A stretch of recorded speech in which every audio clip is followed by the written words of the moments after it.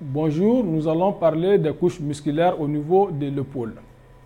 Au niveau de l'épaule, nous avons deux couches musculaires disposées en deux plans. Le plan profond est constitué par les muscles de la coiffe des rotataires. Les muscles de la coiffe des rotataires.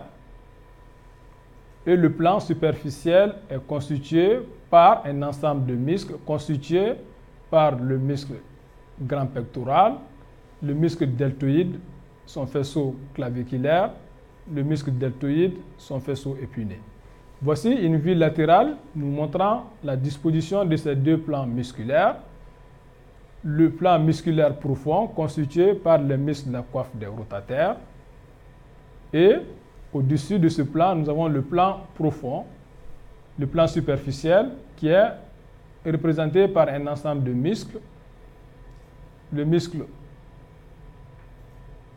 voici les muscles de la coiffe des rotataires qui constituent la couche profonde. Cet ensemble musculaire va coiffer la tête humérale, raison pour laquelle on les appelle les muscles de la coiffe des rotataires.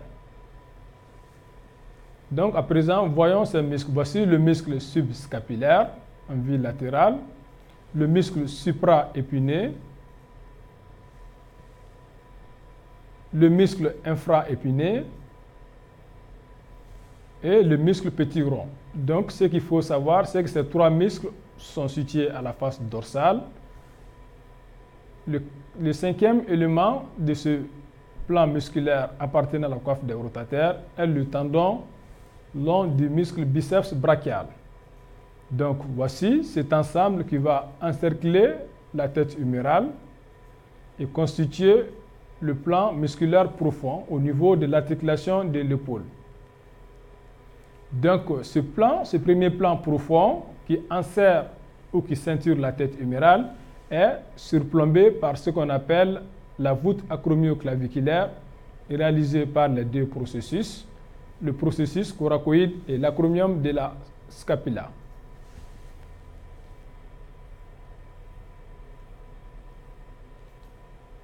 Alors, nous allons voir maintenant le plan superficiel qui est constitué par le muscle deltoïde, sa partie épineuse, le muscle deltoïde dans sa partie claviculaire au niveau du tiers latéral de la clavicule, le muscle grand pectoral dans sa partie claviculaire au niveau des deux tiers médiaux de la clavicule, le muscle grand rond au niveau de son tendon d'insertion, le muscle grand dorsal.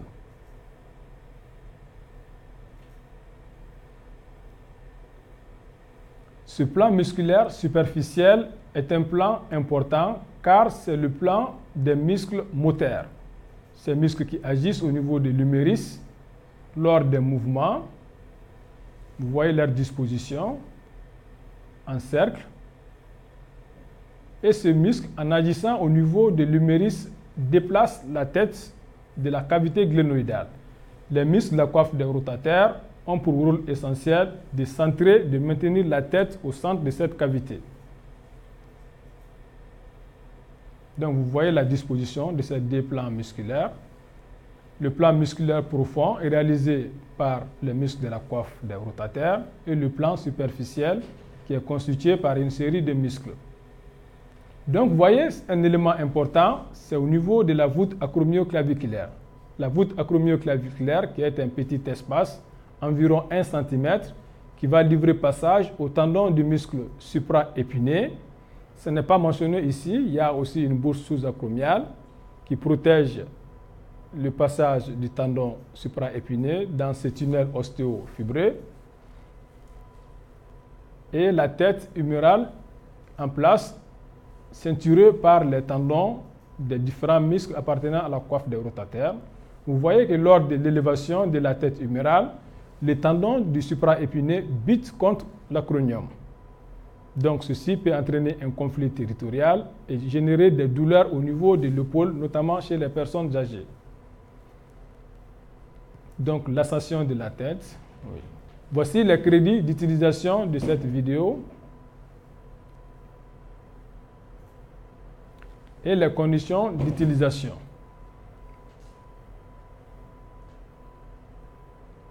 Merci, on se donne rendez-vous pour une prochaine vidéo.